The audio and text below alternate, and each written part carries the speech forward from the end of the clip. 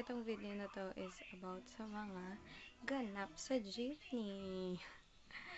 Ito pala, nakita ko lang to sa Delusion Files. So, ayun.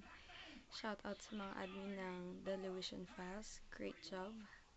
Yan. So, let's get started. Number 1. Ito, tawag dito, mga sadako. Alam na kung bakit. Yan kasi yung mga nakasakay sa jeepney na feeling nila commercial model sila na kung makapagbintana sila hindi marunong mag-ipit ng buhok. Yung feeling na, oo te, ang sarap ng noodles, ang sarap. Grabe. Ayun, so, minsan may babae, mga bakla, minsan may lalaki pa, o diba, bongga. Kaya ayan, pagkasakay po ng jeepney, kung gusto magbintana, magtali ng buhok, ganun. Hindi yung ganyan. Tapos makakain na ng katabi mo, o diba? Busog, noodles, diba? So, ayun. Number 2, Snorlax. Sila yung mga taong matinding o matulog. Yung akala mo pagod na pagod at puyat na puyat. Tapos kung makaganon pa sa katabi, feeling close ka. Sana kung mabango-bango ka din naman, hindi naman, di ba? Pero ayun, kadalasan sila yung mga nakakalampas sa bababaan nila. Pero kadalasan din sila yung mga lasing. Oo, sila yung mga lasing, tas gaganon, kawawa, lalo na pag babae yung sinandalan, bongga, maiyak-iyak na, ganon. Kaya ayan, kung lasing po kayo, mag-taxi na lang kayo dahil may pang-inom naman kayo. O kaya naman kung pagod, mag-taxi na rin. Ganun lang kasimple yon nang hindi nakakaabala sa ibang tao, di ba? Bongga. Ayan, so number 3. Ito yung pasan ko ang mundo. Sila yung mga na magkabilang dulo. Yung kapag nag-break, yung talagang ipit to the max. O kaya yung mga nandun sa dulong malapit sa pintuan. Yun yung mga yung lalo na dito sa Baguio, di ba matatarik pa yung matatarik pa yung daanan. Tapos, todo kung makaganon, si manang driver, Tapos, kawawa yung dulo, yung ganun-ganun tapos, sila yung mga kawawa talaga eh. Kaya, ayun, konting usog po kung maaari dahil kawawa po yung mga nasa dulo lalo na pag nag-break si Manong o kaya magpaakyat ng mga kung ano-anong tsuba-tsutsu dyan. Kaya ayun, huwag po natin silang pahirapan. Number 4, ito yung The Chris Aquino and Friends. Ito yung mga yung mga todo makapag-inarte, akala mo mayayaman, ganun. Kung sasakay ho ng jeepney huwag mag-inarte dahil public utility nga po yun, di ba? So marami talagang kung ano-anong tsuma-tsutsong may encounter mo dyan. Kung maarte ka naman pala, di mag-taxi ka. Uso yun, Ibagay ang ganda sa pera, ganon. Yon. Kaya sila pa yung mga talagang akala mo makapagtaray may-ari mo yung jeepney kaano ko Number 5. Ito naman yung Barney and Friends. Ito naman yung grupong hindi bababa sa 3. Sila yung mga todo, yung mga maiingay. Kadalasan high school to Kasi ganoon din ako nung high school ako. Pero, sila yung mga maaarte. Hindi. Sila yung mga maiingay. Sila yung akala mo inarkila yung jeep. Latte, di marunong kumalma-kalma lang. Bungga. yung kung makapag-ingay may mga taong gusto ng katahimikan, di marunong makaramdam ka naman nananahimik na yung katabi mo di ba? Kaya ayun, kalma lang friends. Kung sasakay ng jeepney, pwede magtawanan, pwede magkwentuhan, kalma lang, respect, ganun. Number 6, ayun. Ito yung pinakamalalang makakasakay mo sa jeepney. Sila yung mga The Spartans. Yung mga amoy mandirigma, ganon. Yung todo makaganyan, si kuya, tapos buti sana kung ang bango ng kilikili, hindi pong pagsakay niya pa lang, pwede manong baba na ako, kunin ko na yung bayad ko, ang baho ng katabi ko. Minsan di lang kilikili, minsan bunganga. Alam mo yung todo pa yung anong tawag doon? Yung yon? Ano ba Tagalog yung basta yun? Yung yon. Ingay. Yung todo makapag yun, tapos akala mo bango ng bunganga, ha? O Mentos, isang pack, gusto mo? Toothbrush din, ho. Ganon. Minsan di rin lang kilikili tsaka bunganga, minsan pati buhok. Yung parang yung sa Snorlax, yung todo makaganan, di mo mabango yung buhok. Bongga yan. Ha? Ligo-ligo din, ganon. Number 7. Ayan. Ito yung mga, ito for sure, lalaki tong mga to. Yung ostrich eggs. Ayun.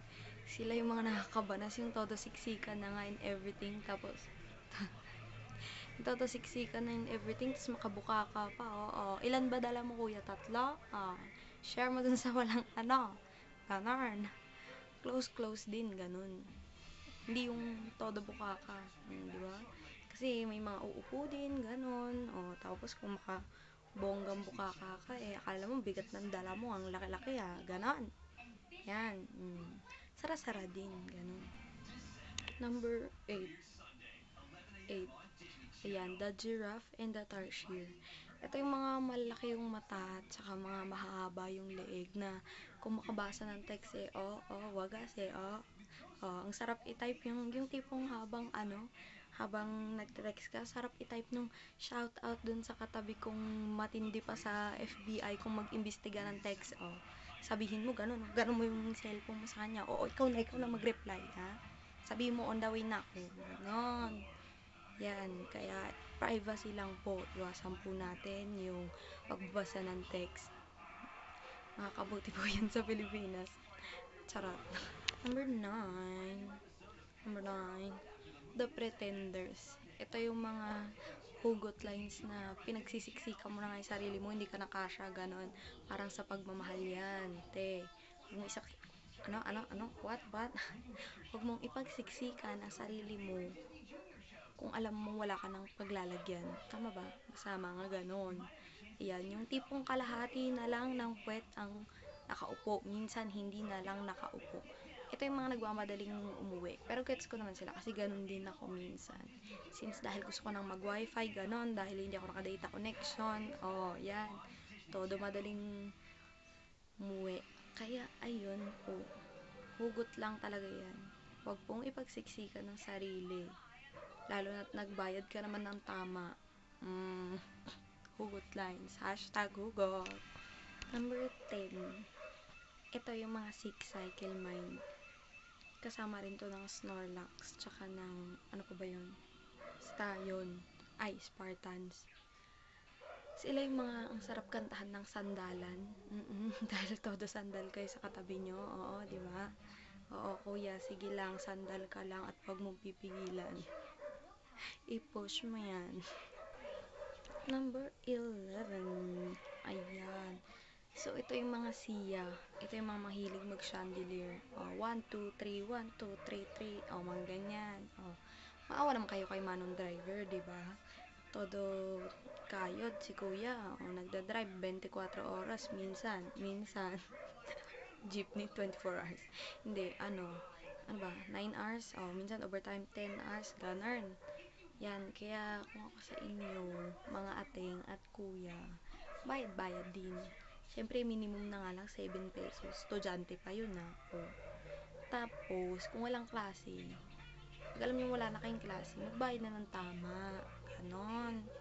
Kasi 7 pesos, dagdagan mo na lang ng piso, tsaka 50 centavos, 150, ganon. 850, Kaya, ayun. Sana bayad-bayad din. Yung mga takbo-takbo dyan, bayad tayo. Konsensya na lang, ganun. Karma. Ayun yun. Number 12, bonus. Ayan, ito yung hashtag. Parang masasabihin ng tama to. Hashtag punyeta. Ito yung mga mga maaarte na ayaw magbayad ng ayaw mag-abot ng bayad. Yung akala mo naman mamamatay sa germs ng barya. Totoo po, pag nag-abot po kami, iabot nyo ho kasi ang hirap pong abot yan. Hindi naman po ako si Lastic Man para abutin si manong driver. Kung pwede lang ho, habaan ko yung kamay ko, di ba, bongga. Hindi ko na kayo aabalahin. Kaso nga ho, hindi ko talaga abot. Ayan, so, tapos kapag hindi pa iaabot, titignan ka pa ng masama, tapos minsan sila pagalit. Yung totoo ho. Mag-taxi ka na lang. High beast mode ako sa'yo, Kaya ayun po, mag-abot din po tayo. Kasi kung kayo rin po yung mag-aabot, iaabot ko rin naman ho. Yan, balik-balik lang ho ng kung anong binibigay. Ganon, yan, hugot lines. Wag lang give ng give, wag lang take ng take. Ano ba? Wag lang give ng give, mag-take din ng mag-take. Ganon. Teamwork po sa jeepney. Ganyan. Number 13, bonus. Ayun. The crammer. Ito yung mga estudyanteng hindi nakapag-review o hindi lang talaga piniling mag-review nung gabi. Kaya ayan, todo sa ulo ng notes habang nasa jeepney. Ayun. Okay lang naman yun kasi ganun din ginagawa ko. Kaso hindi ba kayo nahihilo? Feel ko, ako nahihilo ako sa ganun eh. Kaya ayan, okay lang yan. Estudyante problems talaga yan. Yung notes na yan. True labels yan. Lalo nga kapag 7:30 pa yung klase mo, no? Ayan, bongga. Tapos may quiz ka pa, 7:30 yung klase mo. Pasok ka ng school, 6:30, 6 o'clock, ganun. Tapos may quiz ka ng 7:30. Todo sa ulo ka talaga ng ganyan, girl. Bongga-bongga talaga. Lalo na kapag bet mo pang pumarty nung gabi, maghirap ka. Ganon. 14. Ito yung part-time job. Agad-agaran. Nagkaroon ako ng part-time job.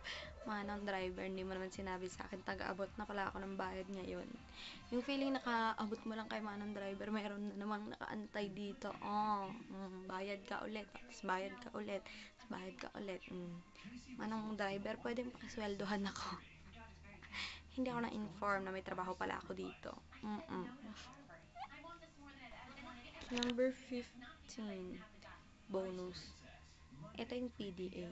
Ito yung mga magjowa na nasa jeepney na okay lang naman po, maghawakan ng kamay, ganon. Tapos, sandal ng ulong ganyan, okay lang din ho. Pero kung nakakasakit naman na kayo ng damdamin ng ibang tao, hindi lang po damdamin, physical man at emotional man, dahil yung iba ho, single ho, yan, di iiyak na yan mamaya, forever alone kasi yun. Pero sa physical, syempre naman yung mga ganong-ganunan yung mga kulitan nyo talagang sarap nyo kurutin sa singit ha? Yan lang yan, sa inyo na lang, ganun.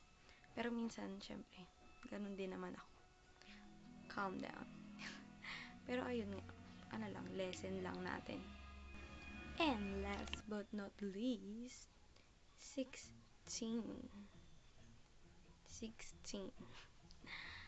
Ito yung mga taong sightseeing. Sightseeing. Basta yun.